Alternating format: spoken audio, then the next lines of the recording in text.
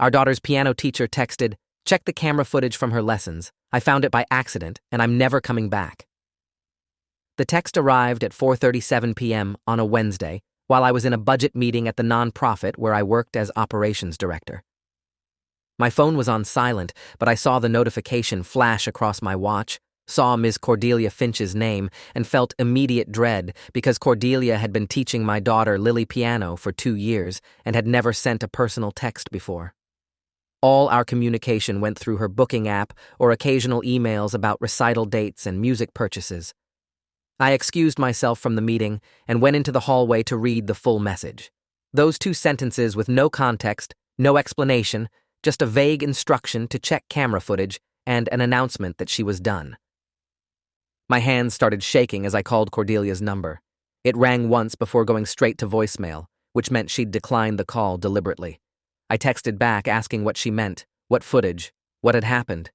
The message showed as delivered but not read. I called my wife Anya, who was working from home today and had been there during Lily's 3:30 lesson. Anya answered, sounding confused, saying the lesson had ended normally about 20 minutes ago, that Cordelia had seemed fine if maybe a bit distracted. She'd packed up quickly and left without her usual chatting. Lily was upstairs doing homework now. Anya asked what was wrong, and I read her Cordelia's text. Anya's voice went tight, asking what camera footage Cordelia could mean. We had a home security system with cameras at the front door, back door, and garage. Standard setup that fed to an app on our phones. The cameras didn't cover the inside of the house except for the entryway. Lily's piano lessons happened in our living room, which had no camera coverage. I told Anya I'd be home in 20 minutes and we'd figure it out together. I drove home, breaking several speed limits, my mind racing through possibilities. Had Cordelia seen something on our outdoor cameras that concerned her? Had someone been lurking around our house during lessons? Was there a safety issue we'd missed? I pulled into our driveway at 5:02 and found Anya waiting in the kitchen with her laptop open, the home security app already loaded. She'd been scrolling through footage from today but hadn't found anything unusual. The front door camera showed Cordelia arriving at 3:27, entering with her bag of sheet music, and leaving at 4:15. Nothing suspicious in the background, no strangers, no odd vehicles. The back door and garage cameras showed similar normalcy. Anya said she'd checked the past week of footage and found nothing that would alarm anyone. I sat down beside her and we watched the footage again together, frame by frame, looking for anything that might explain Cordelia's cryptic message. Everything looked completely normal, just our quiet suburban street, neighbors walking dogs, delivery trucks, the usual daily rhythm. I tried calling Cordelia again with the same result, straight to voicemail. Anya suggested maybe Cordelia had meant different camera footage, like from a doorbell camera or something a neighbor had, but the message had specifically said, check the footage from her lessons, implying it was our footage, something we had access to. I pulled up my security app settings to see if there were other cameras I'd forgotten about. The app showed only the 3 cameras we knew about, all outdoor, all pointing away from the house interior. Nothing that would record piano lessons in the living room. Unless. Anya and I looked at each other with the same realization simultaneously. My laptop was usually set up in the living room because I worked from home most days and liked the natural light. The laptop had a camera. Could Cordelia have accidentally triggered something that made her realize the laptop camera was recording? I went to grab my laptop from my home office where I'd moved it this morning before heading into the physical office. I opened it and checked the camera settings. The camera had been used recently. The access log showed activity at 3:45 today during Lily's lesson, but I hadn't been home and hadn't used the camera. I checked what program had accessed it and found an application I didn't recognize, something called HomeWatch Pro. I'd never installed that program, never even heard of it. I searched my installed programs list and found HomeWatch Pro buried in the system files, installation dated 6 months ago. Anya asked what HomeWatch Pro was, and I said I had no idea, but I was about to find out. I opened the program and found it required a password I'd never set. The program had a recovery option, and I used my system administrator credentials to reset it. When the program opened, my stomach dropped. It was a remote monitoring application that turned on the laptop camera and microphone at scheduled times, recorded everything, and uploaded the files to a cloud storage account. The program showed recordings going back 6 months, hundreds of files, each labeled with dates and times. I scrolled through the list and saw recordings during Lily's piano lessons, during family dinners, during evenings when we watched TV, during mornings when we got ready for school and work. Someone had been watching us in our own home for months. Anya grabbed my arm so hard it hurt, her voice coming out strangled, asking who installed that program and who was watching us. I checked the program's settings and found an email address associated with the account, something generic that gave no indication of identity. The upload logs showed files being transferred to a cloud storage service every night at 2 a.m. I felt violated in a way that made me want to vomit, knowing someone had been observing our private family moments without consent or knowledge. Anya asked if we should call the police, and I said yes, absolutely. But first I needed to understand what Cordelia had seen that made her quit so abruptly. I opened one of the video files from today during Lily's lesson. The footage showed our living room from the laptop's perspective sitting on the side table, showing Lily at the piano and Cordelia sitting beside her, correcting her finger placement and rhythm. The audio was clear, picking up the piano notes and Cordelia's instructions. About 15 minutes into the recording, Cordelia stood up to get sheet music from her bag, and her phone slipped out of her pocket, falling behind the side table where my laptop sat. She crouched down to retrieve it, and her face came very close to the laptop screen. Something about the screen made her stop and look more carefully. I could see her expression change from neutral to confused to horrified as she stared at the laptop. She reached out and tilted the screen slightly, saw something that made her pull her hand back quickly. She stood up abruptly, told Lily they'd stop there for today, and started packing her bag with shaking hands. Lily asked if something was wrong, and Cordelia said she wasn't feeling well and needed to leave. She was out the door within 2 minutes. I rewound the video to see what Cordelia had seen on the laptop screen. When she'd crouched down to get her phone, the angle showed a reflection in her reading glasses. I paused and zoomed in on the reflection. The laptop screen had been showing the HomeWatch Pro interface with a live feed of the room, showing Cordelia and Lily from the laptop camera's perspective. But there was a second window open on the screen, showing the same feed with a viewer count of 3. 3 people were watching the live stream of my daughter's piano lesson. Cordelia had seen that viewer count, had realized she and Lily were being watched by strangers in real time, and had fled. The violation, the invasion, the predatory surveillance hit me with physical force. I stood up so fast my chair fell over backward, rage and terror flooding through me in equal measure. Someone had installed spyware on my laptop, had been streaming and recording my family's private life, and had been distributing those recordings to other people. Anya was crying, asking what we were going to do, saying we needed to call police immediately. I grabbed my phone and dialed 911. The dispatcher asked about my emergency, and I tried to explain about finding spyware on my computer that had been recording my family, including my minor daughter, that people had been watching live streams of our home.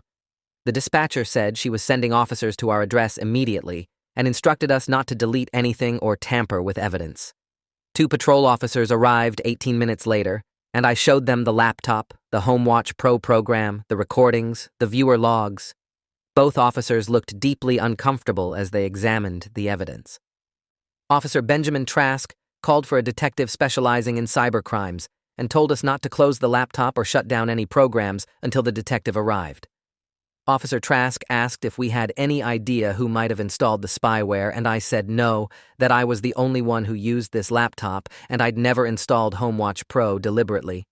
He asked who else had physical access to our house, and I listed family members, close friends, service providers like our cleaning service and pest control, and contractors who'd done home repairs recently. The list was depressingly long. Officer Trask noted everything and said the detective would help investigate. Detective Iris Moreira arrived 45 minutes later, a woman in her 50s with sharp eyes and a calm demeanor. She introduced herself as heading the Cyber Exploitation Unit and said she'd handled many cases involving unauthorized surveillance. Detective Moreira examined my laptop carefully, photographing the screen and taking notes about the HomeWatch Pro program. She asked detailed questions about when I'd first noticed anything unusual about my computer's performance, whether I'd clicked any suspicious links or downloaded anything from untrusted sources. I said I'd noticed the laptop running slower recently and the battery draining faster, but I'd attributed that to the device getting older. Detective Moreira said those were classic signs of surveillance software running in the background. She asked permission to clone my hard drive for forensic analysis, and I agreed immediately. She connected a specialized device to my laptop and began copying all the data. While that processed, she asked about Cordelia's text message. I showed her the message and explained that Cordelia had accidentally seen the live stream viewer count, had realized people were watching, and had quit on the spot. Detective Moreira said Cordelia's response was understandable, but unfortunate, because we needed her statement about what she'd seen and when. I gave her Cordelia's contact information, and Detective Moreira said she'd follow up. She asked to speak with Lily, and I called my daughter downstairs. Lily came into the kitchen looking worried, asking if she was in trouble. I assured her she wasn't, that we just needed to ask her some questions. Detective Moreira was gentle, asking Lily if she'd ever noticed anything strange about the laptop in the living room, if anyone had used it besides me, if she'd ever seen anyone touching it or adjusting it. Lily said no, that she barely noticed the laptop. It was just always there on the side table.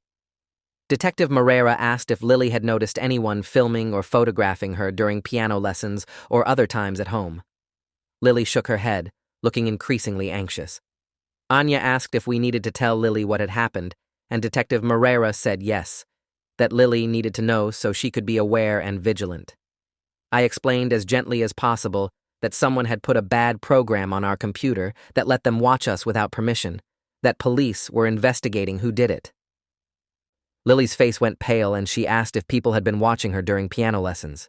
I said yes, and I was so sorry, but we were going to find who did this and make sure they faced consequences. Lily started crying, asking why anyone would want to watch her if she'd done something wrong.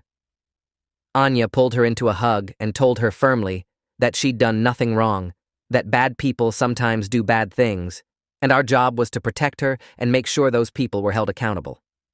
Detective Moreira finished cloning the hard drive and disconnected her device.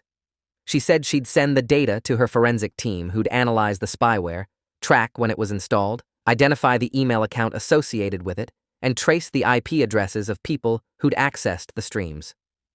She said this process could take several days to weeks, depending on how sophisticated the perpetrator was. She asked if we'd noticed any other unusual activity, any strangers showing too much interest in our family, any odd communications or suspicious vehicles in the neighborhood. I said no, that everything had seemed completely normal until Cordelia's text. Detective Moreira handed me her card and told us to call immediately if we thought of anything else or noticed anything concerning. She said we should assume the perpetrator knew we'd discovered the surveillance and might try to contact us or interfere with the investigation. We should document any strange interactions or attempts at contact.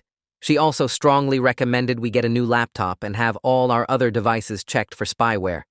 The violation, knowing that someone had selected our family for surveillance and had been watching intimate family moments for months, made me feel physically ill.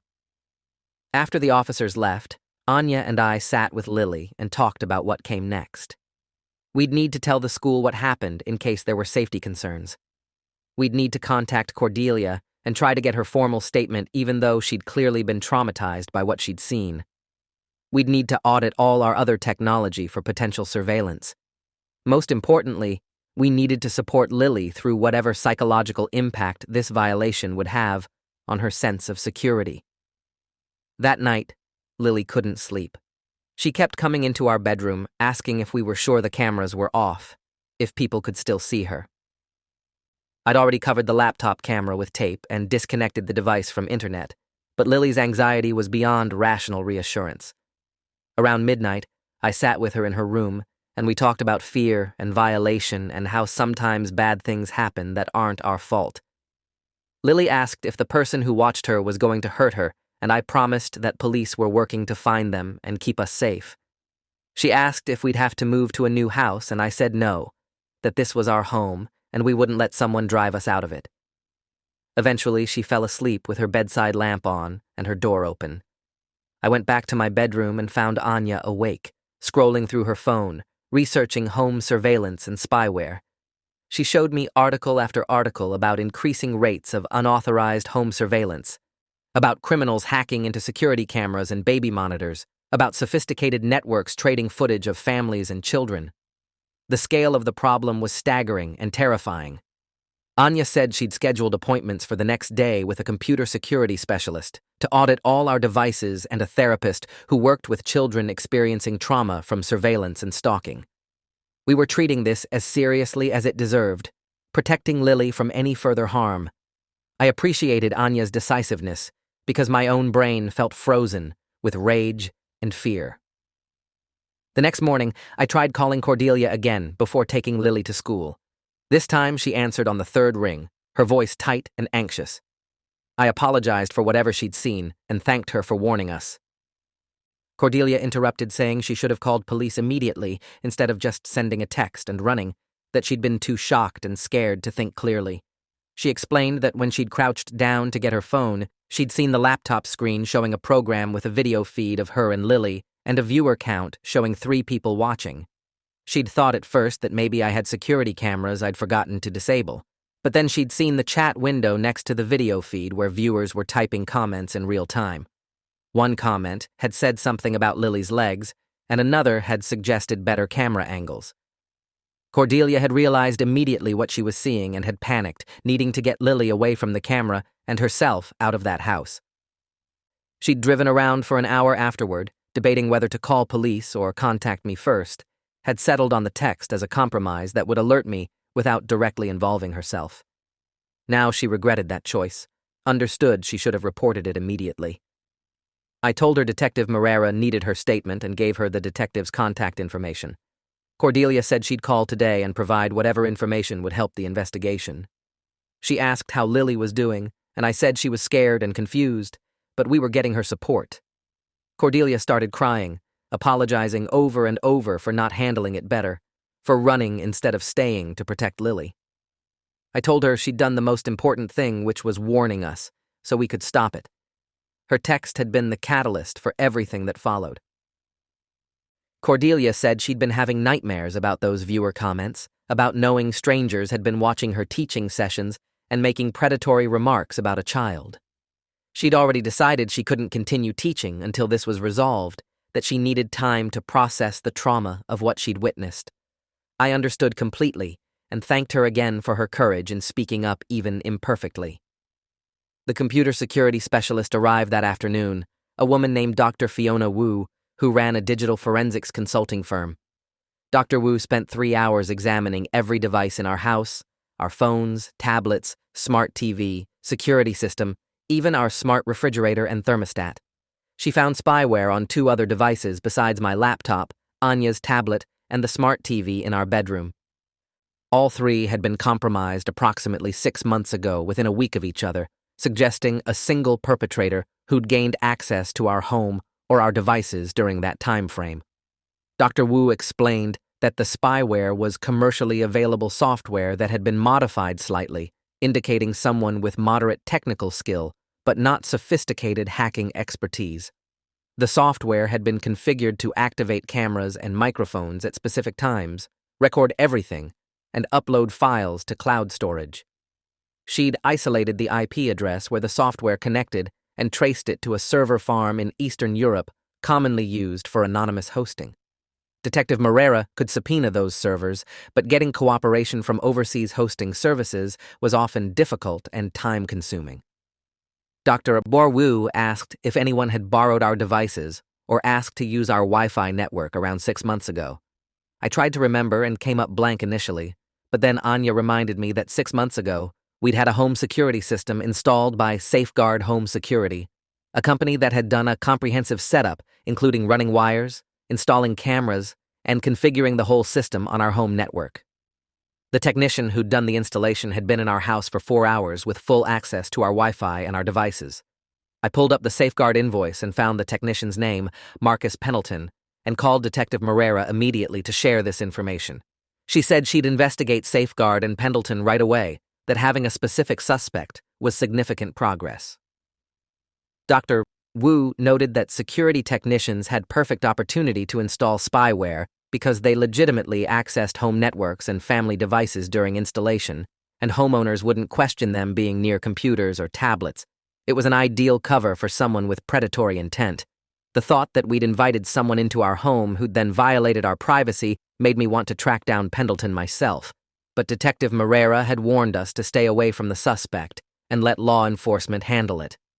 Over the next week, the investigation accelerated. Detective Moreira obtained warrants for Safeguard's employment records and found that Marcus Pendleton had worked for the company for 8 months before being fired 3 months ago for policy violations. The company had declined to specify what violations, but internal emails Detective Moreira subpoenaed showed complaints from customers about Pendleton's behavior, including spending excessive time near family computers and asking inappropriate questions about children's schedules. Safeguard had fired him but hadn't reported concerns to authorities, hadn't wanted the liability or publicity of admitting they'd employed someone potentially dangerous. Detective Moreira said that decision might expose Safeguard to civil liability from families Pendleton had victimized. Speaking of other families, Detective Moreira contacted other Safeguard customers Pendleton had serviced and found 6 more households where similar spyware had been installed during security system setups. All 6 families had minor children. All had been surveilled for months without knowledge. The scope of Pendleton's operation was disturbing. He'd apparently been installing spyware during security installations, collecting footage of families, and either viewing it himself or selling access to others. The forensic analysis of my laptop showed that recordings had been uploaded to multiple cloud storage accounts, some registered to Pendleton and others to unknown individuals possibly purchasing access to the footage. Detective Moreira said they were tracking down all associated accounts and IP addresses, building a case against Pendleton and anyone else involved in the surveillance network. She'd obtained a warrant for Pendleton's arrest, and teams were currently searching for him at his last known address. I asked if we'd need to testify, and she said possibly, depending on whether Pendleton chose to go to trial or accept a plea deal. Meanwhile, Lily was struggling. The therapist, Dr. Simone Alvarez, specialized in treating children who'd experienced surveillance and stalking, and she was working with Lily on processing the violation and rebuilding her sense of safety. Dr. Alvarez explained that having your private spaces invaded created profound trauma, particularly for children who needed to trust their environment. Lily was experiencing hypervigilance, constantly checking for cameras and recording devices, covering screens with tape, refusing to change clothes unless she'd checked every corner of her room. Dr. Alvarez said these were normal responses to abnormal circumstances and would improve with time and therapy. Anya and I attended parent sessions with Dr. Alvarez, learning how to support Lily through this recovery. The guilt I felt for not protecting my daughter from this violation was overwhelming, even though intellectually I understood we couldn't have known what Pendleton was doing. Detective Moreira called 2 weeks after the initial report, saying they'd arrested Marcus Pendleton at his mother's house, where he'd been staying since losing his job. They'd seized his computers and found extensive evidence of his surveillance operation, including our family's footage. Pendleton had organized files by family name and had been selling access to certain families' footage through dark web marketplaces for prices ranging from $50 to $500, depending on content and family composition. Families with young daughters apparently commanded premium prices. Detective Moreira's voice was hard with disgust as she described finding chat logs where Pendleton discussed specific children with buyers and negotiated prices for extended access to certain households. They'd identified 17 families total who Pendleton had surveilled through his Safeguard employment, plus additional families he'd targeted through other means after being fired. The investigation had expanded to include federal agencies because interstate commerce and child exploitation were involved. Pendleton was being charged with multiple felonies including unauthorized computer access, distribution of voyeuristic material, child exploitation, and interstate transmission of illegal surveillance footage. He was being held without bail as a flight risk and danger to the community. Detective Moreira said the prosecution was building an airtight case with overwhelming digital evidence. She asked if we'd be willing to provide victim impact statements when sentencing came, and I said absolutely, that we wanted Pendleton and anyone who purchased access to understand the harm they'd caused. The knowledge that strangers had paid money to watch my daughter practice piano, to observe our family's private moments, made me viscerally ill. The case moved through the legal system over the following months. Pendleton's attorney tried to negotiate a plea deal, but prosecutors refused anything less than significant prison time, given the scope of his crimes and the number of victims. The case went to trial 6 months after Pendleton's arrest, and all 17 victimized families were asked to participate. The prosecution's case was devastating. They presented thousands of hours of surveillance footage Pendleton had collected, organized, and sold. They showed chat logs where Pendleton specifically promoted footage of children and negotiated prices with buyers. They brought in forensic experts who testified about the sophisticated but deliberate nature of Pendleton's operation, how he'd specifically targeted families with young children and had used his position at Safeguard to gain access. Safeguard Home Security's leadership was forced to testify about their failure to properly vet Pendleton before hiring him and their failure to report concerns after firing him. The company's CEO admitted they'd known Pendleton was behaving inappropriately, but had prioritized avoiding publicity over protecting customers. That admission opened Safeguard to massive civil liability, and several families, including ours, filed lawsuits against the company for negligent hiring and supervision.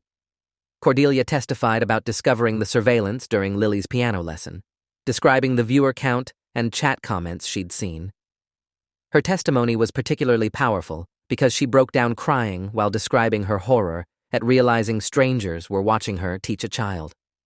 Anya and I both testified about the impact on our family, on Lily's sense of security, on our trust in our own home. Lily provided a victim impact statement through video rather than in-person testimony, with Dr. Alvarez present. In the video, Lily explained that she used to love practicing piano, but now couldn't sit at the piano without remembering that people had been watching her.